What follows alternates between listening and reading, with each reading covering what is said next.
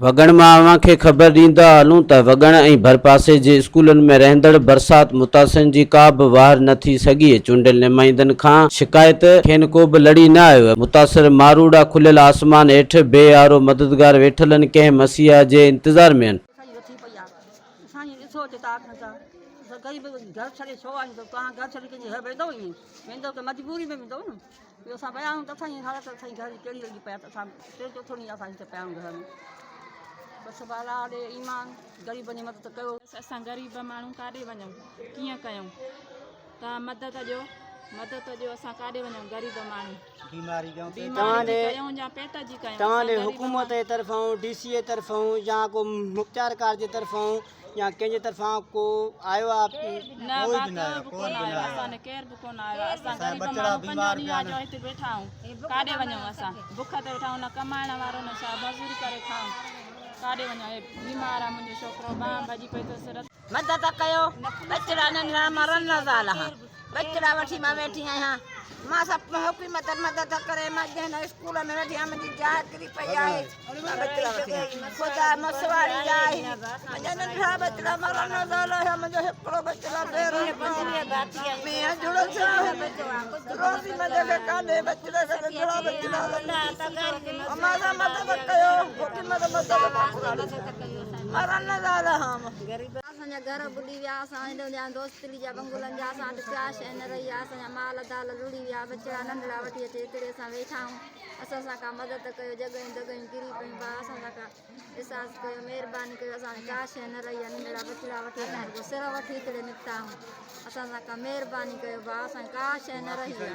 अच्छा तव्हां किथां आया हो? तव्हांखे छा तकलीफ़ आहे?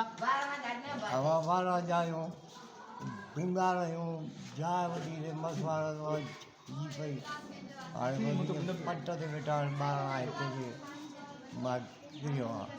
ॾियारो आहे दोस्तली बंगुलनि खां मालो मता हो हंध ट्रपड़ ॿुॾी आहे, कुझु न रहियो, जायूं किरी पयूं, असांजी हर शइ हले कुझु न रहियो। सिर वठी रुॻो हिते असांजे पाड़ेवार में स्कूल में मिलियो कुझु बि कोन्हे। ख़ुदा जेका थिए असां मदद कई, असांजी जायूं बि बची वञे, टपड़ बि असां न कढी सघिया आहियूं, खट बि न। सभिनी स्कूल में ख़बर आहे असांजा बाबा घर दर ॿुॾी आहे, असां लाइ कुझु न बचो, बचड़ा वठी थी स्कूल में वेठा आहियूं। महिरबानी कयो असां ग़रीब जी मदद कयो।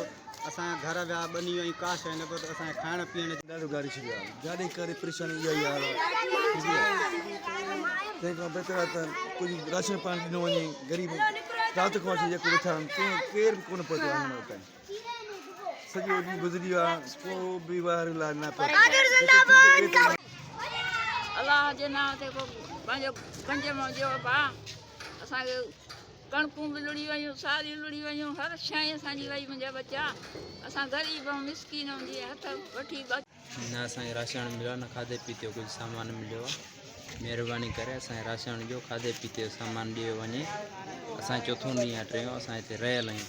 असांखे न कुझु मिलियो आहे खाइण पीअण लाइ, न कुझु राश आहे न छा। असांजा घर तबाह थी विया, असांजे घर न अचे, न स्कूल में वेठा आहियूं, स्कूल में बि का सहूलियत न आहे, न वरी हुकूमत जो को माण्हू आयो आहे असां ॾे पुछा कई अथई त छा चकर आहे, तव्हां खाओ था नथा खाओ, बुख ते वेठा आहियूं, का बि सहूलियत न आहे। वॾियूं तकलीफ़ मज़ीद ख़बरनि ऐं तफ़सीलात लाइ विज़िट कयो असांजी वेबसाइट www.awamiNewsHD.com ऐं ॾिसंदा रहो अवामी न्यूज़।